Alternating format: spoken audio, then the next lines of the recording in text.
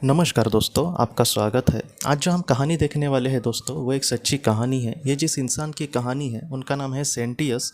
सेंटियस हमसे ये कहते हैं कि 2006 में उनकी पत्नी और उनका जो बेटा था वो जब कार से जा रहे थे दोस्तों, तब उनकी भीषण उनकी दुर्घटना हुई और वो दोनों इस दुनिया से चले गए।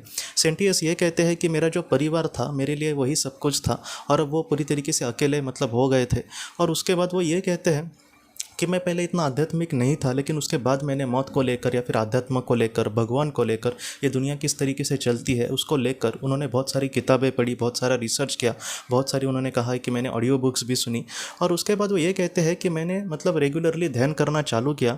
और वो कहते हैं कि मेरे पास पैसों की कोई भी कमी नहीं थी। मैं जितना हो सके कभी भी मैंने पैसों को ऐसे ही अपने जीवन में ऐसे ही मेरे चीज़ों के लिए या फिर अपने परिवार को लिए उसके मज़े के लिए या फिर एक अच्छी ज़िंदगी के लिए ही मैंने उसको खर्च किया।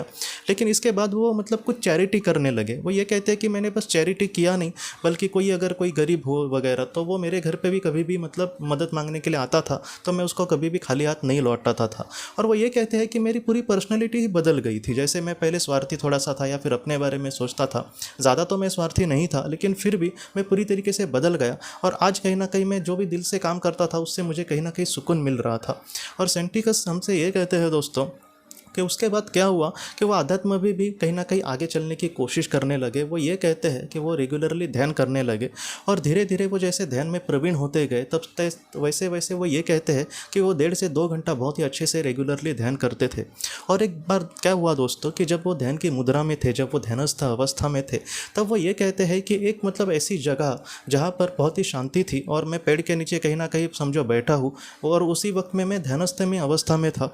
और वो ये कहते हैं कि कभी भी मुझे कुछ ऐसा दिखा नहीं, लेकिन उस दिन क्या हुआ दोस्तों कि उनके आंखों के सामने उन्होंने अपने पत्नी को और अपने बेटे के कहीं ना कहीं सोल को देखा। और वो ये कहते हैं कि उस दुनिया में वो बहुत ही खुश नज़र आ रहे थे और वो मेरे साथ हंस रहे थे। और वो ये कह रहे थे कि इस तरीके से वो ये कहते हैं कि वो शब्दों की भाषा नहीं थी, लेकिन कहीं ना कहीं वो इस तरीके से मुझे कुछ जताना चाह रहे थे कि फ़िलहाल तुम जो भी जीवन जी रहे हो या फिर लोगों के लिए निस्वार्थ भावना से जो भी कर्म कर रहे हो, इससे हमें सच में बहुत ही खुशी मिल रही है। आप इसी तरीके से अपना काम करना, इस तरीके से अगर काम करोगे तो तुम्हारा आत्मा का जो विकास है वो बहुत ही अच्छे से होगा। और इसके साथ साथ तुम्हारा जो जीवन कर्तव्य है वो भी बहुत ही अच्छे से तुम पूरा कर सकोगे। तुम्हें ज़रा भी ज़रूरत नहीं है हमारे लिए दुखी होने की, हम हमेशा तुम्हारे साथ है। वो हमसे ये कहते हैं दोस्तों कि हमारे जीवन में कभी कभी कुछ ऐसी चीज़ें होती है जहाँ पर कुछ लोग हमें दिलासा देने की कोशिश करते हैं अपने हिसाब से, लेकिन तभी तभी भी हम अपने दुख से बाहर नहीं निकलते। लेकिन वो जो अनुभव था उसमें वो ये कहते हैं कि इतनी सच्चाई दिख रही थी, क्योंकि मैं ऐसा इंसान नहीं हूँ कि ज़रा सा कुछ दिखा और उसमें विश्वास करूँ। वो वहाँ पर इतने सच्चे पल थे जहाँ पर मैं उनके करीब तो नहीं जा सका, लेकिन मुझे पूरा यकीन था कि कहीं ना कहीं मेरे काम से, मेरे आज जीवन जिस तरीके से मैं जी रहा हूँ उस तरीके से मेरा जो बेटा है और मेरी जो पत्नी है वो मुझसे बहुत खुश थे। और उनको ये भी बात जब पता चली कि हो सकता है कि वो आज बहुत दूर हो मुझसे, लेकिन फिर भी कहीं ना कहीं वो मेरे बहुत पास है। इतने पास कि जितने हम शरीर के रूप में भी शायद होते हैं तब इतने पास नहीं होते। इतने आज मेरा बेटा और मेरी पत्नी इतने मेरे करीब है। ऐसा नहीं है कि वो मुझसे दूर है, मेरी सारी जो बातें हैं वो उन तक पहुँचती है। इसलिए मुझे ज़रा भी चिंता नहीं करनी है। जितना हो सके मैं अच्छे तरीके से अपने जीवन कर्तव्य को और वो जो भी आज मैं काम कर रहा हूँ निस्वार्थ भावना से, उसको मैं बहुत ही अच्छे से पूरा करने की कोशिश करूंगा। तो इस तरीके से उन्होंने अपने अनुभव कहे हैं। वो हमसे यही कहते हैं दोस्तों कि हमारे जीवन में जो भी हमने छोड़ा है, जो भी हमें मिला नहीं है, उसके बारे में आप मत सोचो। जो ऊपर वाला है वो आपको ज़रूर वो देगा जिसकी आपको ज़रूरत है। और अगर आज हमने किसी अपने को खोया है या फिर उनके लिए आज हम अगर दुखी है तो उसके पीछे का कारण भी कुछ ना कुछ होगा और वक्त आने पर वो ज़रूर पता चलेगा। लेकिन आप ऐसा मत समझिए कि वो हमेशा के लिए आपसे दूर गए हैं। कुछ ना कुछ आपके जीवन में कुछ ऐसा आपका होगा संघर्ष जिसके वजह से ऐसे पल आपके सामने आए, लेकिन ऐसा भी ज़रूर पल आ जाएगा जहाँ पर आप उनसे ज़रूर मिलेंगे। जितना हो सके सारा जो ध्यान है हमारे जीवन कर्तव्य को हम जितने अच्छे तरीके से पूरा करें उस पर हमें लगा देना चाहिए। ये जो कहानी है दोस्तों सेंटियस की, वो हमें कहीं ना कहीं हमें यही सिखाती है कि अगर हमने किसी अपने को खोया है तो वो लोग उस दुनिया में सचमुच बहुत ही खुश होंगे। और ऐसा नहीं है कि वो हमसे दूर है, वो कहीं ना कहीं हमेशा हमारे साथ है।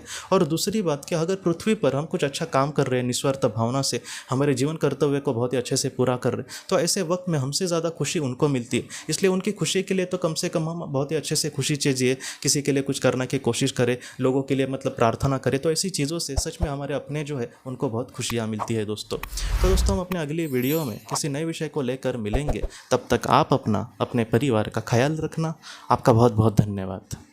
जिंदगी की रोशनी ये एक कंसल्टेंसी है जो ऐसे लोगों को मदद करने की कोशिश करती है जिन्होंने किसी अपने को खोया है या फिर जो लोग अपने जीवन में बहुत ही ज़्यादा दुखी है। जो लोग इस संस्था के साथ जुड़ते हैं उन्हें पास्ट लाइफ रिग्रेशन की ऑडियोज़ भेजी जाएगी, जिससे घर बैठे वह पास्ट लाइफ रिग्रेशन का अभ्यास कर सकते हैं। और उन्हें 5 मेडिटेशन ध्यान की भी ऑडियोज़ भेजी जाएगी और इसके साथ साथ उन्हें PDF किताबें भेजी जाएंगी जो हिंदी और अंग्रेज़ी में है, जो मोबाइल पर या फिर लैपटॉप पर आप उसे पढ़ सकते हैं। और 10 ऑडियो बुक्स भी आपको भेजी जाएंगी। तो दोस्तों, अगर आप इस संस्था के साथ जुड़ना चाहते हैं तो कृपया इस नंबर पे व्हाट्सएप मैसेज करें। आपका बहुत बहुत धन्यवाद।